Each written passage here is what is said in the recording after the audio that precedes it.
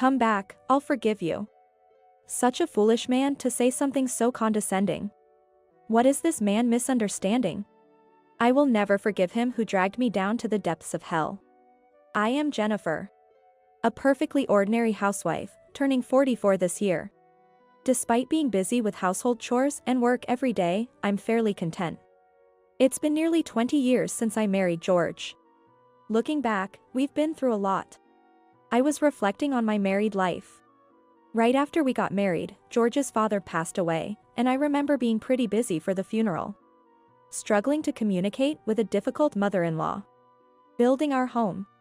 And then, undergoing fertility treatments. We didn't have children. Of course, we wanted them and we were trying. However, due to issues with both of us, we were not blessed with children, and after discussions, we decided to live our lives just the two of us. It would be a lie to say we don't feel lonely, but I have George. Having him has been a great support for me. I'm home. What's for dinner tonight? Tonight, it's grilled salmon. Found some nice fish at the store. Oh, sounds delicious. And George sits at the dinner table. This is great. Your cooking is the best, Jennifer. Really? I'm glad. Yeah, I'm really happy we are together. George said this, looking very satisfied. I'm also glad I married him. After all, I'm this happy. Speaking of which, my colleague at work is having their third child soon. As I was clearing the table, George mentioned it casually. Is that so? We'll have to prepare a gift then. Sorry to always make you do this. It's fine. It's part of being a wife. Nothing seemed unusual at that moment. But maybe George had already started to change by then. One day. There's a baby shower at my colleague's house this weekend, so I'll be going. All right, take care. Don't drink too much. Sure. And so, I sent him off on the weekend. A rare day off by myself. With all the household chores and cleaning done, what to do? Maybe I should go see a movie by myself. With that thought, I started getting ready. Then, the phone rang loudly. Hello? Jennifer? Is George there? It was my mother-in-law on the phone. George is out right now.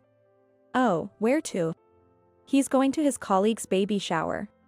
As I said, she was silent for a bit. Then, with a sigh, she said, You know, Jennifer, I don't like to say things like this, but it's hard for George too. What?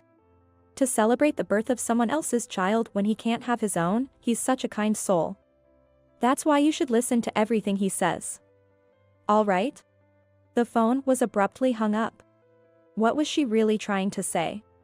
My mother-in-law and I haven't had a great relationship since the beginning of my marriage. The final straw was probably our decision not to have children. A woman's worth is in bearing children, isn't it? Unbelievable. What did you marry George for? I've been told such things. Of course, it wasn't just my fault since both George and I had issues. But she probably doesn't want to admit that her son is part of the infertility problem. Oh well. However, she only calls like this occasionally and doesn't come over to the house. The frequency of these calls is maybe once a month, if that. I just have to bear it and let it go during those times. I wasn't too bothered and was quite laid back about it. I'm home. That day, George, who seemed to have had quite a bit to drink, came back around 7 p.m. Hi, you seem quite drunk. Yeah, somewhat. Usually, George becomes cheerful when drunk, but today he seemed off. He looked down, or perhaps he was deep in thought. I handed him a glass of water as he sat on the sofa. Are you okay? Yeah, thanks. He took and drank it all in one go. I saw the baby. So cute. Is that so? That's nice. Honestly, I'm still not used to hearing about children from George. We wanted them but couldn't have them. Every time we face reality, it feels like a thorn in my heart pricks me. I wonder if there's still hope for us. George slurred such words. What do you mean? By the time I managed to get the words out, he had already laid down on the sofa. What did he mean by that? Could it be he wants children? My mind was racing with various thoughts. He must have thought that temporarily after seeing the baby up close. Why take a drunkard's words seriously? I tried to calm myself down by thinking this way. But from that day on, George's behavior started to change. Hey, tonight's dinner is your favorite pepper steak. Oh, is that so? Usually, George would be thrilled, but his response was unusually tepid. Maybe he's tired from work. Maybe it's best not to pry too much at times like this. I decided to quietly watch over him.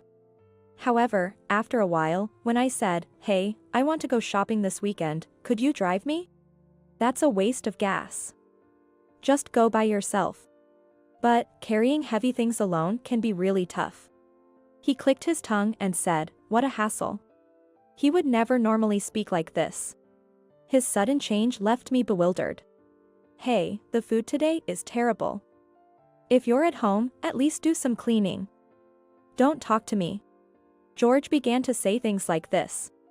Could he have developed some illness? I heard that personality can change with a brain tumor.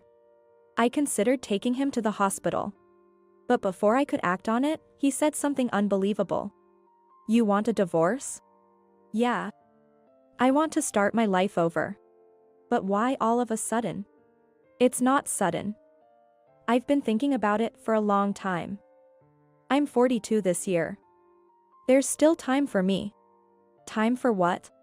You don't get it. It's my last chance to have my own child. Since you can't have any, it can't be helped. I still have a chance. Then he had his mother, who he must have called over in advance, sat beside him. She chimed in. Do you understand your position? Why won't you step aside on your own? So that's it. I'm no longer needed because I can't have children. And that's why I'm being discarded. Realizing this made me feel like I was thrown into an abyss. Without saying a word, tears flowed, and I just sat there silently. My mother-in-law had a triumphant look on her face. Perhaps a daughter-in-law who couldn't have children was never wanted from the beginning. George will bring home a young and beautiful wife. Of course, to have children with her. It would have been better if she had pointed out my flaws. Then I could see room for improvement. But there's nothing I can do about having children. Faced with such words, what choice did I have but to agree to the divorce? Why? We had been a happy couple until now. I dedicated myself to my husband, determined to live my life with him. But was that just my own wishful thinking? I felt empty and sad, with nothing to do but cry. Think of this as your last kindness, sign the divorce papers. Kindness. Perhaps it was kind to let him go if he wanted children that badly. Or are you going to ruin my life with your selfishness? Because of my selfishness. Faced with such words, I had no choice but to sign. My mother-in-law's satisfied face further gouged my heart. And then George mercilessly kicked me out. After 20 years of marriage, such treatment was too much to bear. After the divorce, I was like a shell of myself, and my parents were deeply worried. But the feeling of being betrayed and abandoned by the one I loved never faded. I spent my days crying. Maybe when tomorrow comes, I'll be back to my old life. Maybe tomorrow, he'll tell me it was all a lie. That's all I could think about. But worried about me, my friend Maggie came to visit. Jennifer, you can't let that man beat you down. You've been a good wife all along, Maggie said. Maggie has been one of my few friends who kept in touch from the beginning of my marriage until now. She's a strong and kind woman who always praised and encouraged me. I always received strength from her. In this world, there are as many men as there are stars. I won't forgive you if you don't find happiness. Encouraged by her words, I gradually began to regain my spirits. Before getting married, I worked in accounting. Despite a gap of nearly 20 years, I was able to find a job thanks to Maggie's introduction. Continuing my studies and obtaining qualifications even after marriage paid off. Interacting with others and working took my mind off things. I was enjoying my life every day. All thanks to you, Maggie. My parents seemed relieved to see me back on my feet.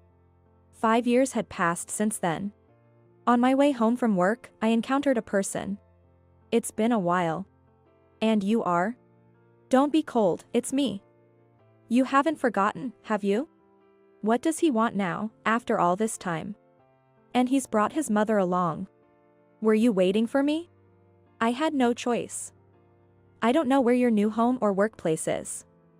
I thought I might run into you if I walked near your parents' house. It felt eerie. What do you want? I've brought you a good offer. George is really kind, you know. You should be grateful, said the smiling my ex-mother-in-law. Her smile made me uncomfortable. I checked the time on my watch. I'm in a hurry. I told you I've brought you a good offer. Listen up. Let's not talk here, let's go into that cafe. I was forcibly taken to the cafe. You can come back if you want. George suddenly said something absurd. His mother smiled beside him. What kind of joke is this? You cried so much, refusing the divorce. I've thought a lot about it. I couldn't leave you alone, feeling sorry for you. Come back to my side. George said. I almost burst out laughing at my ex-husband's words. No, I can't laugh yet. I looked down to hide my laughter. Did they mistake my reaction for cherishing their words? They kept talking to me. I've thought about you all these 5 years. You felt the same, didn't you? You couldn't forget, right? Even after the divorce, George cared about you and waited without remarrying, his mother added. So, he couldn't remarry, after all. If you come back, there are things I want you to do. You'll be more comfortable that way, he said. It seems this is the main topic.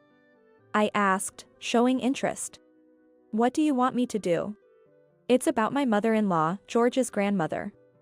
She's become senile recently, and it's been tough, she explained. I see, that's what it was all about. Come back right now, I love you. I couldn't hold it in any longer. I burst out laughing uncontrollably. The two of them looked at me in astonishment. Are you that happy? Then, Jennifer. Come to our house from today. Both of you, please keep the jokes to your faces. I said coldly, looking down at them. Who would return to be a slave now? You didn't stay unmarried by choice, you just couldn't remarry, right?